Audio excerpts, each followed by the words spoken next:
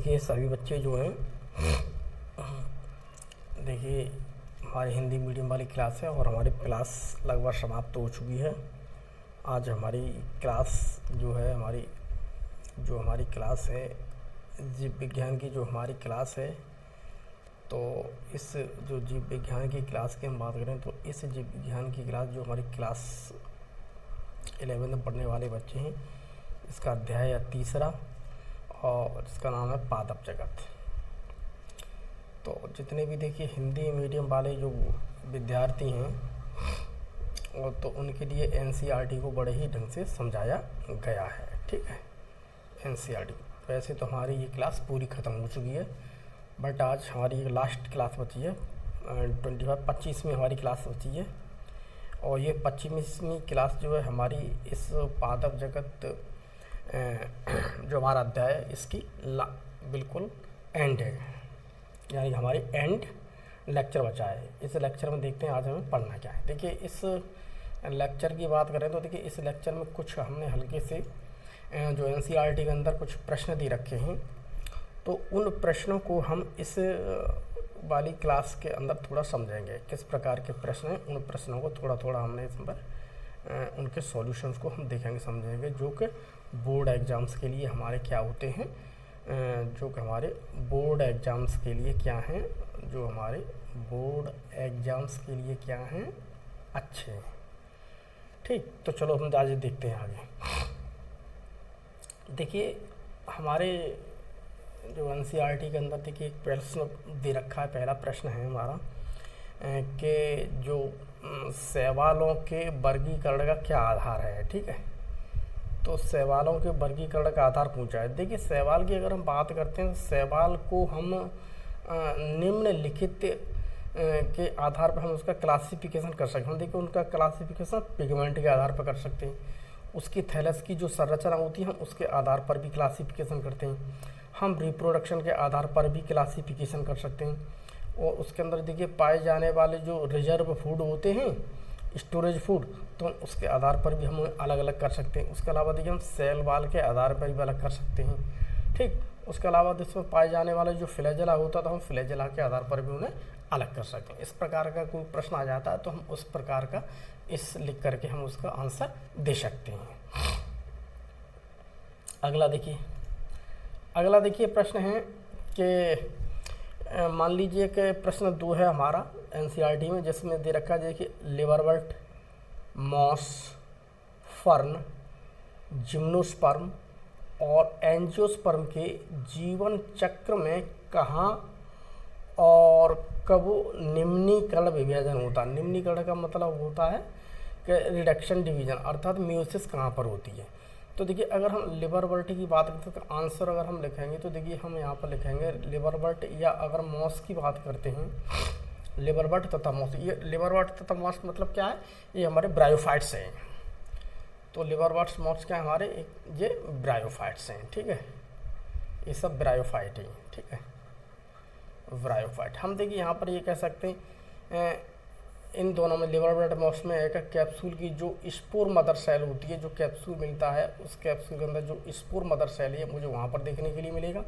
ये spore cell में meiosis होगी, तो जब यहाँ पर म्यूसिस होगी तो स्पोर बनते हैं, स्पोर बनाते हैं, और ये स्पोर आगे जाकर के क्या बनाते हैं, गैमेटोफाइट। अब हम देखते हैं अगर फर्न की अगर बात करें तो फर्न की अगर हम बात करें तो देखिए फर्न में रिडक्शन डिवीजन जो होता है वो स्पोरेंजिया की स्पोर मदर सेल में होता है। तो यहाँ भी देखिए फर्न में हम स्पोरेंजिया की बात कर रहे हैं, तो फर्न की अगर मैं ज़्यादातर बात हम करें तो हम यहाँ पर ये कह सकते हैं कि ये हमारे टेरिडोफाइट हैं। ठीक है, ये हैं हमारे टेरिडोफाइट, ये हैं हमारे टेरिडोफाइट। हम टेरिडोफाइट की बात कर रहे हैं। तो देखिए टेरिडोफाइट, तो यहाँ में इस टेरिडोफाइट के अंदर पाए जाने वाले क्या होती हैं, स्पोरेंजिया मिलती हैं। ठीक, स्पोरेंजिया कहाँ मिलेंगी, स्पोरेंजिया मिलती हैं स्पोरोफिलिप्स के ऊपर। ठीक है, स्पोरोफिलिप्स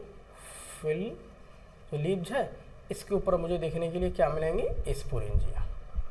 ठीक है, इसके ऊपर देखने के लिए मुझे स्पोरेंजिया, और स्पोरेंजिया के अंदर मुझे क्या मिलेंगी, स्पोर मदर सेल, और उसके अंदर मुझे क्या मिलती है देखने के लिए, स्पोर मदर सेल। तो स्पोर मदर सेल में म्यूसिस होगी। तो स्पोर मदर सेल में जब म्यूसिस होगी तो प्यारे बच्चों यहाँ पर जब इसके अंदर होगी म्यूसिस, ठीक है, जब यहाँ पर होगी म्यूसिस तो क्या बनेंगे, स्पोर बनेंगे। तो क्या बनते हैं यहाँ पर, स्पोर, ये देखिए स्पोर बनते हैं।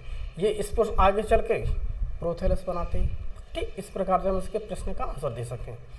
अब देखिए जिम्नोस्पर्म के बारे में देखते हैं। तो अगर मैं जिम्नोस्पर्म की बात करता हूँ तो प्यारे बच्चों यहाँ पर देखिए, तो इस प्रकार से देखिए, अगर जिम्नोस्पर्म की बात करते हैं, ठीक, अगर हम जिम्नोस्पर्म की बात करते हैं तो इनमें देखिए रिडक्शन डिवीजन क्या होता है। देखो माइक्रोस्पोरेंजियम में माइक्रोस्पोर पोलन ग्रेन के निर्माण के समय होते हैं। तो यही देखो माइक्रोस्पोरेंजियम कहाँ मिलेगी मुझे, कहाँ मिलेगी मुझे, ये भी मुझे मिलेगी, वहाँ पर मिलेगी माइक्रोस्पोरोफिल लीव्स पर, ठीक है, माइक्रोस्पोरोफिल। तो माइक्रोस्पोरोफिल लीव्स के ऊपर हमेशा क्या बनते हैं, इसके अंदर पाए जाने वाले क्या होते हैं, मेरी माइक्रोस्पोरेंजिया होंगी तो उसमें क्या बनेंगे, माइक्रोस्पोर। माइक्रोस्पोर किसका निर्माण करते हैं, पोलन ग्रेन्स का। तो जब पोलन ग्रेन्स का निर्माण होगा तो वहाँ पर मुझे म्यूसिस देखने को मिलेगी। ठीक है, मेगास्पोरोफिल के ऊपर क्या, मेगास्पोरेंजियम मिलती है, लेकिन माइक्रोस्पोरेंजियम तो यहाँ पर मुझे देखने के लिए क्या मिलेंगे, पोलन ग्रेन। ठीक है, अब मेगास्पोरेंजियम की बात करते हैं तो देखिए मेगास्पोरेंजियम फीमेल वाला होता है, तो यहाँ पर मेगास्पोर के निर्माण के समय होती है। ठीक है, तो माइक्रोस्पोर विकसित होगा तो माइक्रोस्पोर धीमे धीमे विकसित होगा, मेल गैमेटोफाइट बनाएंगे जो रिडक्शन डिवीजन के द्वारा क्या, पोलन ग्रेन्स का निर्माण करेंगे। मेगास्पोरेंजियम की बात करें तो वहाँ मेगास्पोर के निर्माण के समय बनते हैं। ठीक है, तो अब हम एंजियोस्पर्म की देखते हैं। तो यहाँ पर तो अगर हम एंजियोस्पर्म की बात करते हैं, एंजियोस्पर्म की, ठीक है, तो एंजियोस्पर्म की बात करते हैं तो पहली बात तो हम यहाँ पर ये कह सकते हैं कि एंजियोस्पर्म की जो मेन प्लांट बॉडी होती है वो क्या होती है, स्पोरोफिटिक। ठीक है, स्पोरोफिटिक होती है। ठीक है, स्पोरोफिटिक होती है, और स्पोरोफिटिक होती है तो मुझे यहाँ पर देखने के लिए स्पोरोफिटिक के अंदर क्या बनते हैं, मुझे फूल बनते हैं। ठीक है, तो फूल बनेंगे यहाँ पर। हमें मालूम है कि आवृतबीजी क्या है, एक प्लांट ग्रुप का एक एडवांस ग्रुप है। ठीक है, एडवांस प्लांट ग्रुप है। ठीक है, तो जो फूल होगी तो फूल में हम देखते हैं, तो फूल में देखने के लिए देखिए हमें मेल रिप्रोडक्टिव ऑर्गन्स मिलते हैं। ठीक है, मेल रिप्रोडक्टिव ऑर्गन्स हमारे क्या है, पुंकेसर, जिन्हें हम स्टेमन कहते हैं। और फीमेल की बात करें तो फीमेल रिप्रोडक्टिव ऑर्गन्स क्या है हमारे, गाइनोशियम। ठीक है, तो म्यूसिस की अगर बात करें तो म्यूसिस स्टेमन के पोलन सैक तथा गाइनोशियम के ओवरी में हमें देखने के लिए मिलेगी।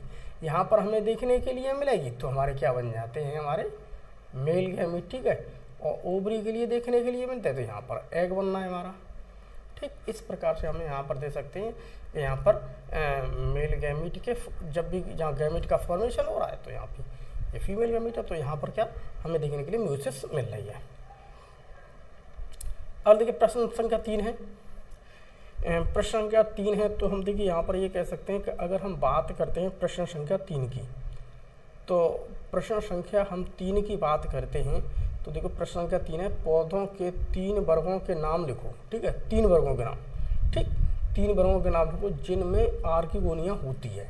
ठीक है, इनमें से किसी एक के जीवन चक्र का संक्षिप्त वर्णन करो। अब आर्किगोनिया हमें देखिए एक तो ब्रायोफाइट्स के अंदर देखने के लिए मिलेगी, दूसरी हमें टेरिडोफाइट्स के अंदर देखने के लिए मिलेगी, तीसरी हमें जिम्नोस्पर्म के। ये प्लांट के केवल 3 ग्रुप हैं। ठीक है, वैसे तो प्लांट के 5 ग्रुप हैं, एल्गी है और एंजियोस्पर्म है। एल्गी और एंजियोस्पर्म नहीं मिलती देखने के लिए, तो हमें ब्रायोफाइट मिल रही है, टेरिडोफाइट्स मिल रही है और जिम्नोस्पर्म है। ठीक है, तो ये प्लांट के 3 ग्रुप हैं जिसमें आर्किगोनिया बनती है। ठीक, अब हम ब्रायोफाइट्स की बात करें तो अगर हम ब्रायोफाइट्स के जीवन चक्र का थोड़ा हम समझते हैं, संक्षिप्त वर्णन इसमें कह रहा है तो थोड़ा संक्षिप्त, तो हम ब्रायोफाइट्स लेते हैं। तो देखिए ब्रायोफाइट्स की बात करते हैं तो पहली बात तो ब्रायोफाइट्स में हम देखते हैं यहाँ पर अगर हम बात करते हैं आर्किगोनिया में, तो आर्किगोनिया है क्या, आर्किगोनिया को हम ये कह सकते हैं ये एक फीमेल सेक्स ऑर्गन्स है। ठीक है, फीमेल सेक्स ऑर्गन्स को ही हम आर्किगोनिया कहते हैं, आर्किगोनियम कहते हैं, आप समझिए आर्किगोनियम। ठीक है, आर्किगोनिया एक प्लूरल शब्द है, आर्किगोनियम सिंगुलर। ठीक है, तो जब फीमेल सेक्स ऑर्गन्स की अगर हम बात कर रहे हैं तो हम यहाँ पर ये कह सकते हैं कि ये चीज़ हैप्लॉइड है। तो ये चीज़ क्या है, हैप्लॉइड है। तो हम यहाँ पर बात कर रहे हैं तो ये एक है फीमेल सेक्स ऑर्गन्स क्या है, हैप्लॉइड है। तो यहाँ पर हैप्लॉइड है तो हम यहाँ पर देखिए ये चीज़ कह सकते हैं कि इसके अंदर देखने के लिए मुझे क्या गैमीट उत्पन्न होते हैं। ठीक, अब हम ब्रायोफाइट्स की बात करें। ब्रायोफाइट में सेक्स ऑर्गन्स क्या है, मल्टी सेल्यूलर होते हैं। ठीक है, तो आर्किगोनिया की अगर हम बात करें तो आर्किगोनिया जो है का ये हम कहते हैं फीमेल सेक्स ऑर्गन को। ठीक है, फीमेल सेक्स ऑर्गन को हम आर्किगोनियम कहते हैं। ठीक है, मादा जनन अंग को। ठीक है, मादा जनन अंग, तो मादा जनन अंग जो है इसी को हम क्या कहते हैं, आर्किगोनिया। ठीक, दूसरी बात ये मल्टी सेल्यूलर होते हैं। ये कैसे होते हैं, मल्टी सेल्यूलर होते हैं। ठीक है, तो ये फीमेल सेक्स ऑर्गन थे। ठीक है, अगर मेल सेक्स ऑर्गन की बात करें तो मेल सेक्स ऑर्गन्स हमारे एंथीरिडियम कहलाते हैं। ठीक है, तो मेल सेक्स ऑर्गन्स क्या कहलाते हैं, एंथीरिडियम, जो फ्लैजिलेट होते हैं और इसमें एंथीरोजोइड्स का निर्माण होता है। लेकिन हम यहाँ पर आर्किगोनियम की बात करें तो देखिए आर्किगोनियम फीमेल सेक्स ऑर्गन्स होती है, जैसे आर्किगोनियम कहा जाता है, और इसमें केवल एक अंडा बनता है। ठीक है, तो आर्किगोनियम की बात करते देखिए आर्किगोनियम में एकल अंडा बनता है। इस प्रकार की देखिए स्ट्रक्चर होती है आर्किगोनियम। ठीक है, यहाँ पर हमें देखने के लिए क्या मिल जाएगा, एग। यहाँ पर हमें देखने के लिए क्या मिल जाएगा, एग। और इस प्रकार की संरचना जो होती है वो होती है एंथीरिडियम की। ठीक, एंथीरिडियम। बट आर्किगोनियम की बात की जाए तो आर्किगोनियम में यह बहुकोश की संरचना होती है। ठीक, इस प्रकार से हम इसे प्रश्न लिख सकते हैं। तो इस प्रकार से हम ये कह सकते हैं। तो अगर हम एंथीरोजोइड्स की बात करते हैं तो एंथीरिडियम की बात नहीं, वहाँ पर आर्किगोनियम की बात की जा रही थी, लेकिन एंथीरिडियम की बात करें तो एंथीरिडियम में एंथीरोजोइड्स बनेंगे, जिन्हें हम क्या करते हैं, जल में छोड़ दिया जाता है और जो आर्किगोनियम के संपर्क में आते हैं। तो एंथीरोजोइड्स आर्किगोनियम के संपर्क में आएंगे। तो एंथीरोज देखिए मान लीजिए ये है हमारे पास, हम यहाँ पर देखिए चित्र को थोड़ा गलत हो गया, गड़बड़, हम यहाँ पर इसे इरेज कर देते हैं।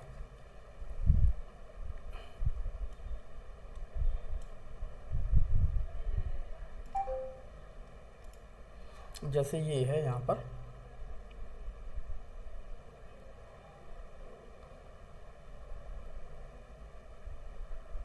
ये है आर्किगोनिया। ठीक है, ये है आर्किगोनिया। ठीक है, तो एंथीरोजोइड्स को देखिए इसमें क्या करें, एंथीरोड को पानी में छोड़ देते हैं जो आर्किगोनियम के संपर्क में आ जाता है। यहाँ पर एंथीरोजोइड्स क्या आ जाएंगे, आर्किगोनियम के संपर्क में आ जाएंगे। ये एंथीरोजोइड्स आ जाते हैं आर्किगोनियम के संपर्क में।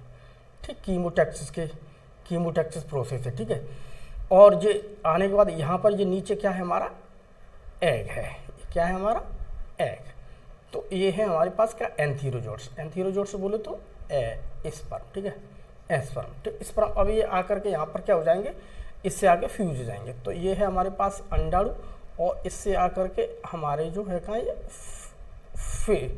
फ्यूज हो गए। ठीक है, ये क्या हो गए, यहाँ पर फ्यूज हो गए। ठीक, फ्यूज होकर के अब ये आगे क्या बना लेंगे, इसी के बॉडी में अंदर क्या बना लेंगे, ये क्या बना लेंगे आगे आके, जाइगोट। ये क्या बना लेते हैं आगे आके, जाइगोट। ठीक, ये जाइगोट बना लेते हैं। ठीक है, तो इस प्रकार से हम ये कहते हैं जाइगोट। अब जो जाइगोट मेरा बन गया, तो अब यहाँ पर देखिए जाइगोट बन जाता तो जाइगोट में रिडक्शन डिवीजन यानी कि म्यूसिस डिवीजन होगी। अब यहाँ पर क्या होगी, इस जगह पर अब क्या होगी, यहाँ पर म्यूसिस होगी।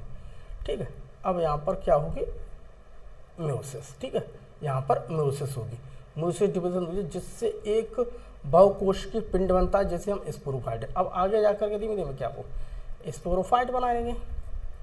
आगे जाके क्या, एक मल्टी सेल्यूलर स्ट्रक्चर बनाते हैं, जिसे हम कहते हैं स्पोरोफाइट, यानी कि बीजाणुद्भिद। ठीक है, जिसे हम क्या कहते हैं, बीजाणुद्भिद। इस प्रकार से हम इसे क्या कहते हैं, बीजाणुद्भिद।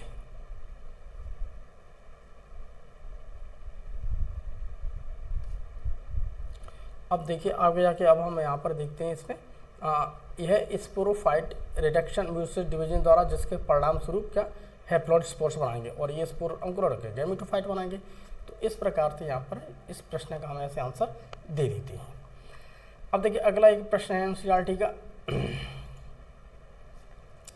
अगला देखिए प्रश्न है हमारा, प्रश्न है हमारे 4, और देखिए इसमें देखिए निम्नलिखित की सूत्रता गुणता बनाएंगे। मॉस के प्रथम तंत्र की सूत्र गुणता बतानी है। ठीक है, हैप्लॉइड डिप्लॉइड क्या है। ठीक है, द्विबीज पत्र के प्राथमिक भ्रूणपोष के केंद्रक का, ठीक, मॉस के पत्तियों का, फार्न के प्रोथेलस की कोशिका, ठीक है, मार्केंसिया की जैमा की, एक बीज पत्री की मेरिस्टेम कोशिका की लिबरवर्टिक अंडाशय, यहाँ पर देखिए इसकी बताना है। अब देखिए आगे हम चलते हैं।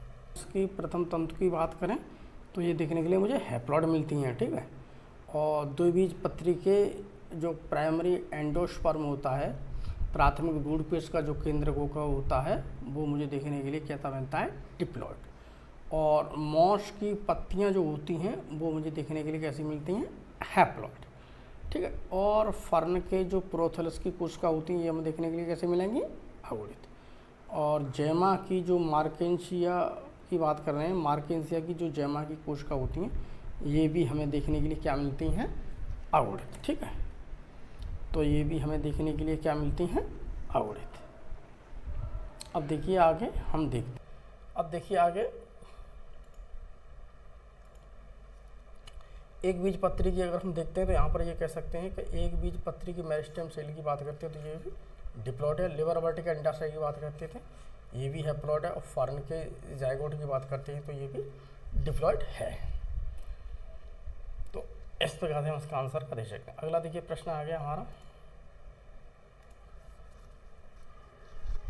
अगला प्रश्न आ गया हमारा कि अगला देखिए प्रश्न है, शैवाल तथा जिम्नोस्पर्म के आर्थिक महत्व पर टिप्पणी लिखिए, ठीक है। शैवाल का आर्थिक महत्व, तो देखिए शैवाल फोटोसिंथेसिस के साथ साथ कार्बन डाइऑक्साइड को फिक्स करते हैं। पहली बात तो कि शैवाल है फोटोसिंथेसिस करेंगे तो कार्बन डाइऑक्साइड को फिक्स करते हैं, ठीक है। और ये 50% कार्बन डाइऑक्साइड को फिक्स कर देते हैं हमारे वातावरण, पृथ्वी पर जाने वाले, ठीक है। यह अपने आसपास के वातावरण में घुलित ऑक्सीजन का लेवल बढ़ा देगी। इसका मतलब ये है कि जहाँ कहीं भी शैवाल होते हैं तो उसके आसपास का जो वातावरण होता है तो उस वातावरण की अगर हम बात करें तो वहाँ पर हमें ऑक्सीजन का लेवल बहुत ज़्यादा दिखाई देता है, ठीक है। ये जलीय जंतुओं के लिए ऊर्जा का स्रोत है क्योंकि ये प्राथमिक उत्पादक होते हैं, प्राथमिक उत्पादक, ठीक है, प्राथमिक। तो जितने भी देखिए जल के अंदर पाए जाने वाले जो जीव होते हैं मेरे, जितने भी जल के अंदर पाए जाने वाले जंतु तो उनके लिए क्या है, ऊर्जा का स्रोत है। अर्थात हम ये कह सकते हैं कि वो इन्हें खाते हैं, ठीक है। फिर शैवालों से प्राप्त अगार अगार का उपयोग सूक्ष्म जीवों के कल्चर हेतु तथा जैली बनाने के लिए किया जाता है। उसके अलावा हमें ये कह सकते हैं कि शैवालों से देखिए हमें अगार अगार प्राप्त होता है। अगार अगार इतने काम का है जिससे हम जैली बना सकते हैं। उसके अलावा अगर अगार को पाउडर मिलता है मार्केट में, उसे हम बहुत सारे भोज्य पदार्थों में यूज कर सकते हैं। उसके अलावा जितने भी सूक्ष्म जीव होते हैं, अगर हम सूक्ष्म जीवों को वहाँ पर कल्चर करें तो अगार अगार के ऊपर करें तो उसमें बहुत ज़्यादा पैदा होते हैं वो, ठीक है, बहुत ज़्यादा उनका कल्चर हो जाएगा, ठीक है। क्लोरेला का उपयोग अंतरिक्ष यात्रियों द्वारा भोजन के रूप में किया जाता है। देखिए क्लोरेला की बात कर रहे हैं, ये भी मेरे पास शैवाल है, ये बहुत अच्छा है, इसमें बहुत ज़्यादा मात्रा में प्रोटीन वगैरह मिलती है, अच्छा सोर्स है। इसे हम अगर हम ऊपर अंतरिक्ष में जाने वाले जितने भी लोग होते हैं रिसर्च करते रहते हैं, अंतरिक्ष में चले जाते हैं, उनके पास खाने के लिए नहीं होता है तो वो क्लोरेला के को भोजन के रूप में यूज कर लेते हैं। अब देखिए जिम्नोस्पर्म का थोड़ा महत्व देखिए, जिम्नोस्पर्म का, ठीक है, जिम्नोस्पर्म का महत्व। अगर हम जिम्नोस्पर्म के महत्व की बात करते हैं तो देखिए जिम्नोस्पर्म का उपयोग सजावटी पौधों के रूप में किया जाता है और इन्हें गार्डन्स में लगाया जाता है, ठीक है। इनके रेशों का उपयोग कागज़ की लुगदी तैयार करने में किया जाता है। जिम्नोस्पर्म के बीजों का उपयोग बेकरी उत्पादों जैसे खाद्य उत्पादों में भी किया जाता है। प्रश्न संख्या 6 देखिए, प्रश्न संख्या 6 क्या है, ये यहाँ पर दे रखा है इन्होंने, प्रश्न संख्या 6 दे रखा है कि जिम्नोस्पर्म तथा एंजियोस्पर्म दोनों में बीज होते हैं, फिर भी उनका वर्गीकरण अलग अलग क्यों होता है, ठीक है, फिर भी उनका वर्गीकरण अलग अलग क्यों होता है। देखिए जिम्नोस्पर्म में बीजांड की अगर हम बात, वर्गीकरण अलग अलग इसलिए होता है कि यहाँ पर जो मुझे ओव्यूल मिल रहे हैं वो नेकेड होते हैं, ठीक। और जबकि एंजियोस्पर्म में बात करता हूँ तो यहाँ पर जो ओव्यूल है, जो ओव्यूल हैं, जो मेरे ओव्यूल हैं वो ओव्यूल जो है का ओवरी वाल से के द्वारा ढके हुए होते हैं, ओवरी वाल के अंदर मिलेंगे, ठीक। ओवरी वाल उसे कवर्ड कर लेती है, यहाँ पर बिल्कुल नेकेड है, ठीक है, और यहाँ पर क्या है वो एनक्लोज्ड है, ठीक है। और दूसरी बात देखिए जिम्नोस्पर्म में एंडोस्पर्म की अगर मैं बात करूँ तो पहली बात तो यहाँ पर एंडोस्पर्म हमें देखने के लिए हैप्लॉइड मिलता है जो फर्टिलाइजेशन से पूर्व बनता है, जो फर्टिलाइजेशन से पहले बन जाएगा। ठीक, यहाँ पर देखिए जिम्नोस्पर्म में। अब हम एंजियोस्पर्म की बात करें तो एंजियोस्पर्म में एंडोस्पर्म जो टिप्लॉइड होता है, एंजियोस्पर्म क्या होता है, टिप्लॉइड, और जो डबल फर्टिलाइजेशन के बाद बनता है, और इसमें क्या बनता है, डबल फर्टिलाइजेशन के बाद बनता है। ठीक है, अगला देखिए अंतर है, जिम्नोस्पर्म में डबल फर्टिलाइजेशन नहीं होता है, जबकि आवृत बीजी के अंदर वो जो डबल फर्टिलाइजेशन होता है। तो यहाँ पर जो हम बात करें ऊपर वाले में, यहाँ पर जो फर्टिलाइजेशन के बाद बनता है। ठीक है, यहाँ पर क्या बनता है, फर्टिलाइजेशन के बाद, और यहाँ पर देखिए डबल फर्टिलाइजेशन मुझे जिम्नोस्पर्म तो नहीं मिल रहा है, एंजियोस्पर्म में अंतर है दोनों में।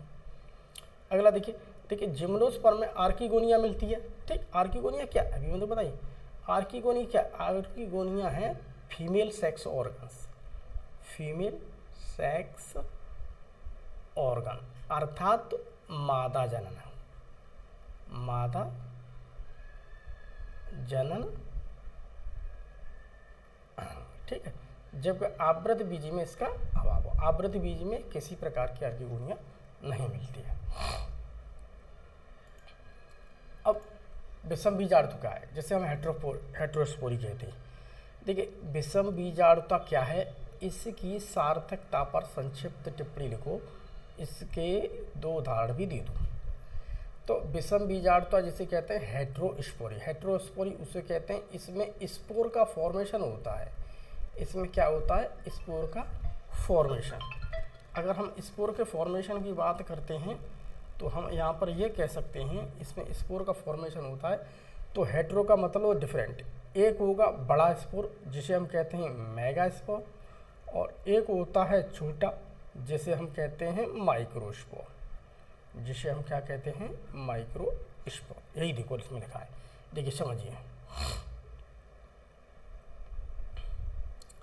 देखिए एक ही पौधे पर अलग अलग प्रकार के बीजाणु उत्पन्न होने की घटना को विषम बीजाणुता कहते हैं। ये बीजाणु आकार में भिन्न भिन्न होते हैं। ठीक है, भिन्न भिन्न, एक बड़ा होता, देखिए छोटे को माइक्रोस्पोर तथा बड़े को मेगास्पोर कहते हैं। ठीक है, माइक्रोस्पोर अंकुरित होकर के मेल गैमीटोफाइट बनाएगा तथा मेगा स्पोर अंकुरित होकर के फीमेल गैमीटोफाइट बनाएगी। अब देखिए यहाँ पर मेगास्पोर है वो बड़ा होता है, वो फीमेल गैमीटोफाइट बनाएगा, और माइक्रोस्पोर क्या छोटा होता है तो वो मेल गैमीट बनाएगा। ठीक है, अब देखिए मेल गैमीटोफाइट की बात करते हैं, उससे देखिए मेल गैमीट बनाता है। ठीक है, मेल गैमीट को छोड़ेगा, जो अंडे के साथ फ्यूज करने के लिए फीमेल गैमीटोफाइट तक पहुंचता है। ठीक है, तो मेल गैमीटोफाइट क्या करेगा, मेल गैमीट को बनाएगा, और मेल गैमीट को बनाएगा, वो मेल गैमीट को छोड़ देगा, और वो धीमे धीमे क्या करेंगे, वो अंडे की तरफ चले जाएंगे, जहाँ पर फीमेल गैमीटोफाइट होगा उसकी तरफ जलाएंगे, वहाँ एग है, एग के साथ होकर फ्यूज कर जाएंगे। ठीक, फ्यूज कर जाते हैं। ठीक है, तो फ्यूज करने के बाद क्या होगा, जाइगोट का विकास होता। जाइगोट का विकास कहाँ हो रहा है, फीमेल गैमीटोफाइट के अंदर, फीमेल गैमीटोफाइट के भीतर मेगास्पोर का यह प्रत धारण करता है, और जाइगोट का विकास अंदर ही हो जाता है, अर्थात इंटरनल फर्टिलाइजेशन है, आंतरिक निषेचन है, अंदर ही अंदर हो रहा है, आंतरिक निषेचन कहते हैं इनसे।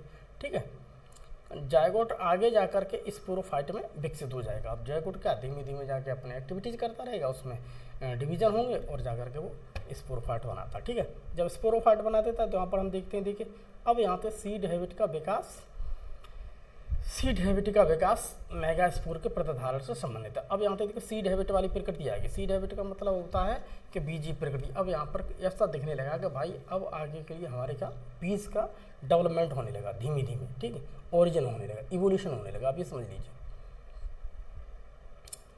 तो इस प्रकार से देखिए हम यहाँ पर ये कह सकते हैं, तो इस प्रकार से हम कह सकते हैं कि हेट्रोस्पोरी से सीड हैबिट का उदय हुआ। ठीक है, हैबिट का सबसे पहले सीड हैबिट सेलेजिनेला एवं साल्विनिया में विकसित हुई। तो हम देखते हैं यहाँ पर दो एग्जाम्पल दे दिया, हम सेलेजिनेला दे दिया, साल्विनिया, इसमें विकसित हुई। अगला देखिए प्रश्न आ गया हमारा, प्रश्न आ गया 8। तो प्रश्न उदाहरण सहित निम्नलिखित शब्दावली का संक्षिप्त वर्णन करो। देखिए प्रोटोनीमा के बारे में कुछ पूछ रहा, थोड़ा प्रोटोनीमा के बारे में एक शॉर्ट नोट लिखें, एंथीरियम के बारे में लिखें, आर्किगोनियम के बारे में लिखें, और दो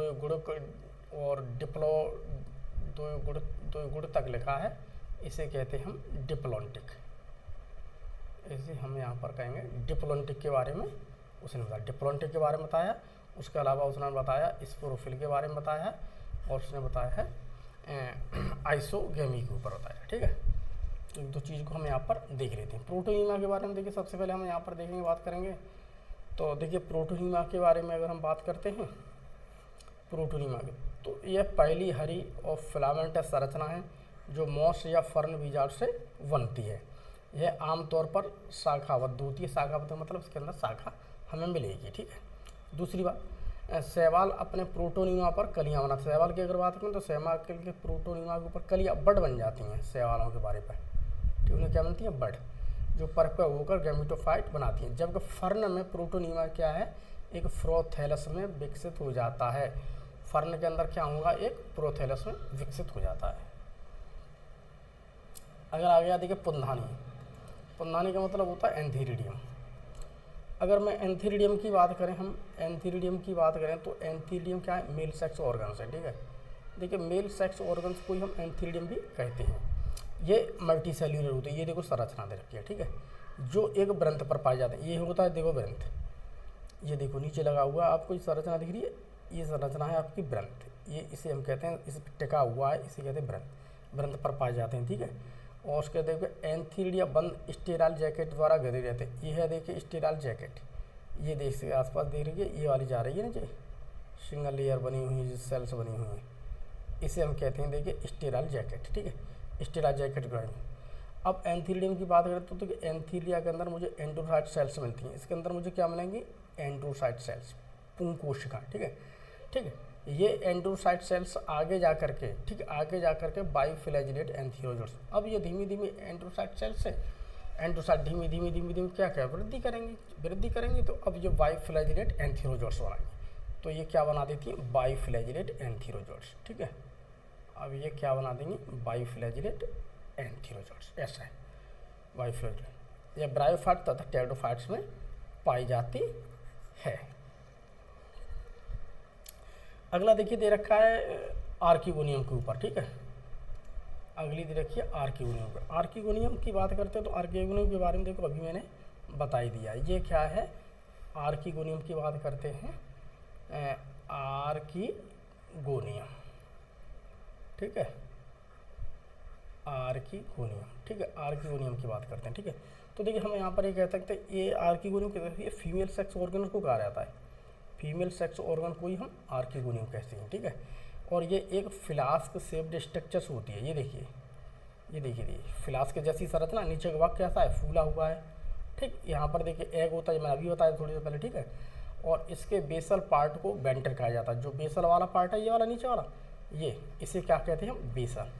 तो बेसल पार्ट को हम क्या कहते हैं, वेंटर। ठीक है, बेसल पार्ट को हम क्या कहते हैं, वेंटर। ठीक है, जबकि इसके अपर पार्ट को नेक कहते हैं। तो ये इसको क्या कहते हैं, नेक, या हम इसे कह सकते हैं क्या, अपर पार्ट। ठीक है, या हम इसे क्या कहते हैं, ऊपर वाला भाग। ठीक है, और यह भी जैकेट सेल्स के द्वारा घिरा होता है। तो यह भी जैकेट सेल्स के द्वारा घिरा होता है। ठीक है, अगला आ गया देखिए समयुग्म की। अगला आ गया देखिए समयुग्म की। अब हम समयुग्म की बात करते हैं आइसोगेमी की। आइसोगेमस का मतलब होता है इसमें दो गैमेट मिलेंगे। आइसो का मतलब होता है सेम, गैमस का मतलब होता है गैमेट। गैमस का मतलब क्या होता है,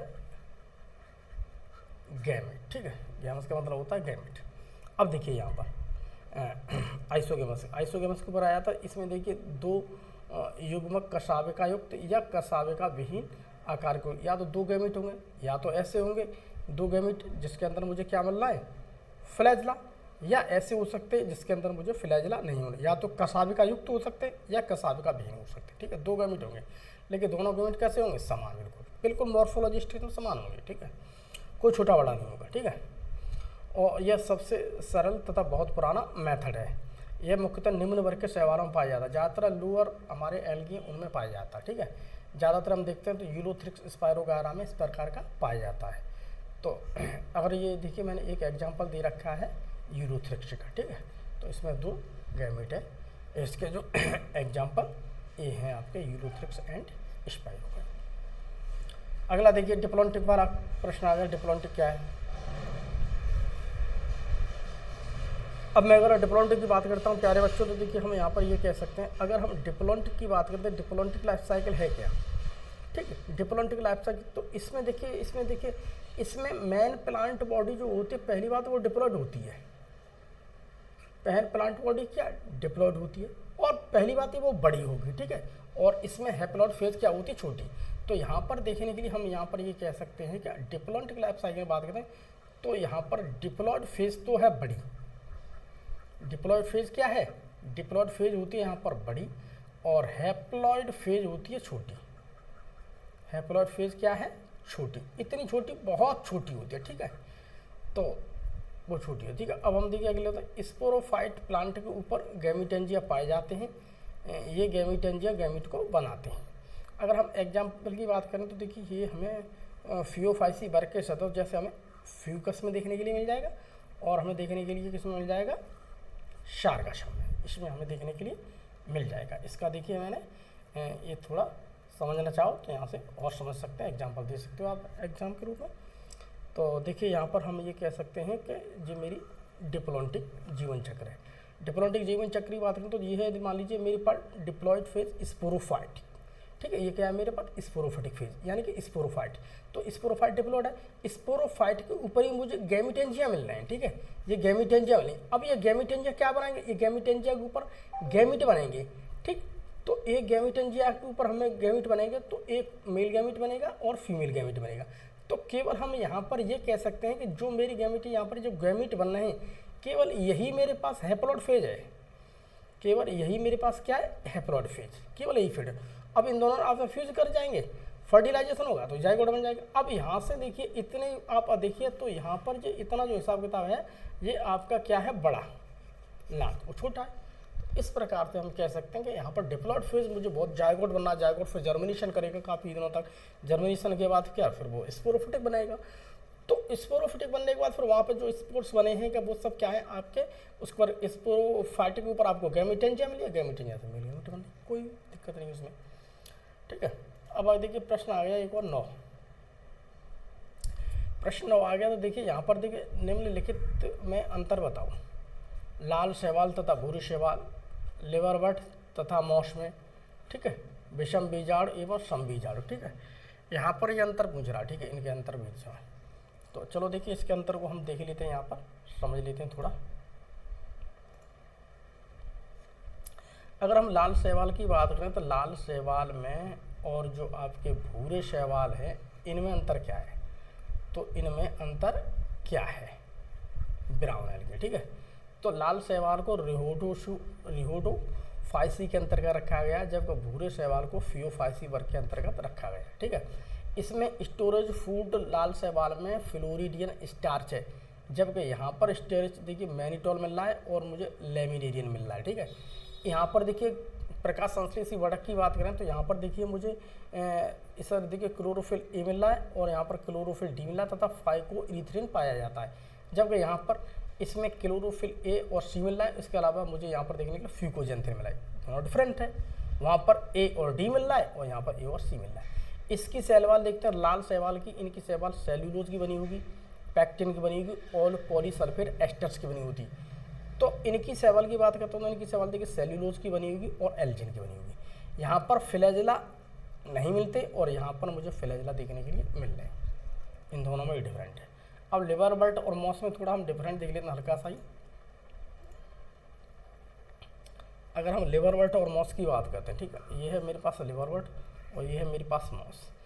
तो इसके अंदर देखते हैं तो इनमें हमें एक कोश की राइजोट्स मिलते हैं देखने के लिए और यहाँ पर हमें देखने के लिए बहुकोश की राइजोट्स मिलते हैं, ठीक है।